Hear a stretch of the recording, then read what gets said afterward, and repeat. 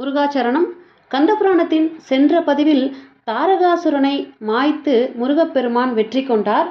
அதற்கு அடுத்த பதிவாக நம்ம இன்னைக்கு பார்க்க போகிறது மகேந்திரபுரியில் அசுரேந்திரன். இந்த பதிவை தான் நம்ம இன்னைக்கு பார்க்க போகிறோம். வாங்க பதிவுக்குள்ளே போகலாம். போரில் தாரகன் கொல்லப்பட்ட செய்தியை தூதர்கள் ஓடி சென்று மாயாபுரியில் இருக்கிற அரண்மனையில் எல்லாருமே சொல்கிறாங்க. அதை கேட்டுட்டு அசுரனுடைய பட்ட மகிழ்ச்சியான சௌரி அப்படிங்கிறவ நெஞ்சம் துடிக்க புலம்புறா. தலைவிரி கோலமாக போர்க்களத்துக்கு ஓடி வந்து அங்கே கிடக்கும் கணவனுடைய உடல் மீது விழுந்து புரண்டு அழறா. சுவாமி, இது என்ன கோலம், மாமலை சரிந்ததோ அப்படின்னு அந்த மாதிரி விழுந்து கிடக்கிறீங்களே, தேவர்களுடன் செய்த போரில் களைப்புற்று உறக்கத்தில் ஆழ்ந்திருக்கிறீர்களா, நாதா எழுந்திருங்க அப்படின்னு பல மாதிரி துக்கத்தில் அவ அழறா. தங்கள் பெயரை கேட்ட மாத்திரத்திலேயே அச்சத்தினால் மேனி நடுங்கும் தேவர்கள் இன்று தாங்கள் கிடப்பது கண்டு களிப்புற்று கொண்டிருக்கின்றார்கள். ஐயனே, இது உமக்கு அழகா? ஈரேழு உலகங்களிலும் தங்களை வெல்பவர் எவரும் இல்லை என சொல்வீர்களே, இன்று தேவர்களாலேயே வதைக்கப்பட்டீரோ சுவாமி? இதற்குத்தானோ கடுமையான தவங்கள் பல இயற்றி எல்லையற்ற வரங்கள் பெற்றீர்கள்? எந்த வரங்களால் அளவற்ற பராக்கிரமத்துடன் விளங்கி வந்தீர்களோ அந்த வரங்கள் அனைத்தும் இன்று தங்கள் விஷயத்தில் பயனற்று போய்விட்டன அப்படின்னு பலவார சொல்லி அழறாங்க. தாரகனுடைய மற்ற மனைவியரும் அங்கே வந்து அவன் உடல் மீது விழுந்து புரண்டு அழறாங்க. அந்த சமயம் சிங்கமுகனுடைய பட்டணத்திற்கு சென்றிருந்த தாரகனுடைய மகனான அசுரேந்திரன் தந்தையின் மரணம் கேட்டு ஓடி வராரு. அவனை கண்டதும் சௌரியின் துக்கம் பல மடங்காகிடுச்சு. மகனை கட்டி கொண்டு கதறாங்க. துக்க சாகரத்தில் அழுந்திருந்த அசுரேந்திரன் ஒருவாறு மனம் தெளிந்து தாய்க்கு ஆறுதல் பல கூறினான். அதுக்கப்புறம் தந்தையின் ஈமச்சடங்குகளை நிறைவேற்ற ஆயத்தமானான். தாரகனுடைய உடலை வாசனாதி திரவியங்களால் நீராட்டி அலங்கரித்து தேரிலே ஏற்றினான்.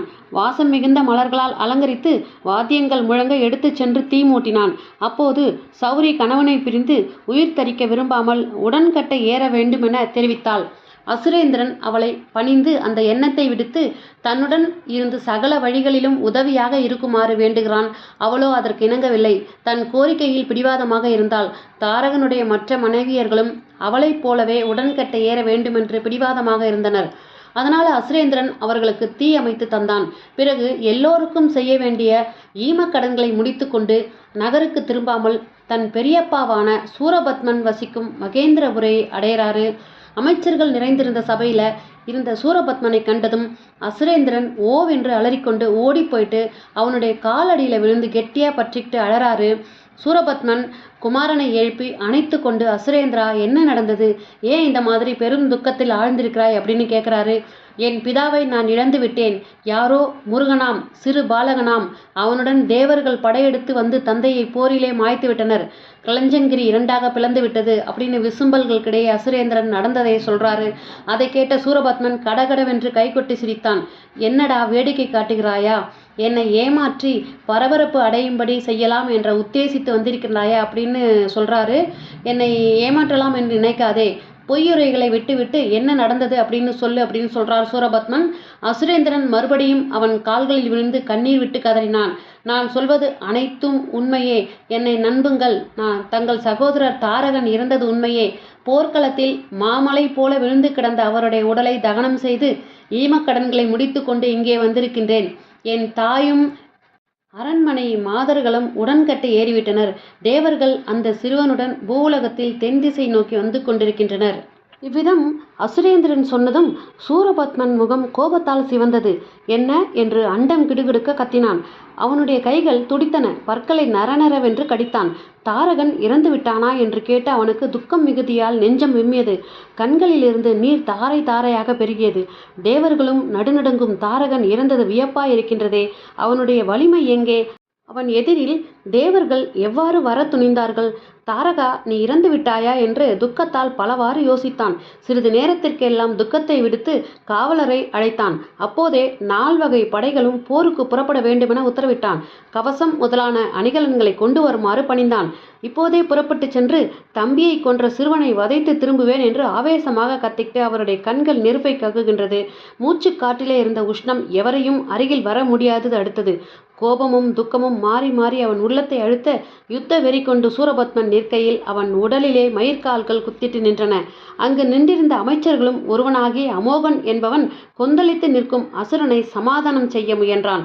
தங்கள் விஷயத்தில் குறுக்கிட நேர்ந்ததற்கு என் மீது கோபம் கொள்ள வேண்டாம். எங்களுடைய கடமையை செய்யவே நான் விரும்புகிறேன். அசுரேந்திரன் தந்தையை இழந்து வந்த துக்கத்தால் பொறுமி நிற்கின்றான். நேற்று வரை நம்மை கண்டு நடுங்கி வந்த தேவர்கள் இப்போது யாரோ ஒரு சிறுவனுடன் சேர்ந்து கொண்டு சண்டைக்கு வந்திருக்கின்றார்கள். தங்கள் துயரத்தை நான் உணர்கின்றேன். தம்பியை இழந்து நிற்கும் தாங்கள் பழிக்கு பழி வாங்க வேண்டும் என்று துடித்துக் கொண்டிருக்கின்றீர்கள். யுத்தத்திற்கு செல்ல படைகளும் தயாராக உள்ளன. இருந்தாலும் நாம் எந்தவித முடிவுக்கும் வருவதற்கு முன்பு சில விஷயங்களை ஆலோசிக்க வேண்டும். அசுரேந்திரனை நான் குறை கூறவில்லை. அவன் வார்த்தையை மட்டும் எடுத்துக்கொண்டு தாங்கள் போருக்கு புறப்படுவது சரியல்ல. அசுரேந்திரன் பொய்யான விவரங்களை கூறினான் என்று சொல்லவில்லை. அவை அனைத்தும் உண்மையாகவே எடுத்துக்கொள்வோம். நேற்று வரை தொடை நடுங்கி வந்த தேவர்கள் ஆர்ப்பரிக்கின்றார்கள் என்றால் அவர்களுடைய பலத்தை நாம் அறிய வேண்டும். தாங்களோ எந்த தேவர்களாலும் வெற்றி காண முடியாதவர்கள். ஆகவே தேவர்களுக்கு கிடைத்துள்ள புதிய பலத்தை பற்றி நாம் ஆராய வேண்டும். ஒற்றர்களை அனுப்பி அவர்களுடைய நிலைமையை நன்கு ஆராய்ந்து வரும்படி செய்து பின்னர் போருக்கு புறப்படலாம். தாங்களே நேரிலே செல்ல வேண்டிய அவசியம் இல்லை. தங்களுடைய நலனில் அக்கறை கொண்டுள்ள நாங்கள் இருக்கின்றோம். தேவர்களை படுநாசம் செய்து திரும்புவோம். தாரகன் இறந்தாரென்றால் தங்களை போன்று வரங்களை அவர் பெற்றிருக்கவில்லை. அதனால் தேவர்கள் எளிதில் வெற்றி கொண்டு விட்டனர். நம்முடைய விஷயத்தில் அவர்கள் அந்த விதம் வெற்றி காண முடியாது அப்படின்னு பலவிதமாக அமோகன் எடுத்து கூறிய போது சூரபத்மனுக்கு அந்த வார்த்தைகள் சரியானதாகப்பட்டது. பகன், மாயூரன், சேரன் முதலான தூதர்களை அழைத்து தேவர்கள் இருப்பிடம் சென்று அவர்களுடைய நிலைமையை ஆராய்ந்து வருமாறு அனுப்புகிறான். அவர்களும் அவனிடம் விடை பெற்று புறப்பட்டு போறாங்க. அடுத்த பகுதியில் தேவர்களிடத்தில் தூது போன அசுரர்கள் என்ன செய்தி கொண்டு வந்து சூரபத்மனிடம் சொல்கின்றார்கள் அப்படிங்கிறது தான் அடுத்த பகுதியாக வரப்போகுது. இந்த பதிவு பிடிச்சிருந்ததுன்னா இந்த பதிவுக்கு ஒரு லைக் கொடுத்துட்டு உங்கள் ஃப்ரெண்ட்ஸ் அண்ட் ஃபேமிலிக்கு ஷேர் பண்ணி பாருங்கள். வெற்றிவேல் முருகனுக்கு அரோகரா. நன்றி.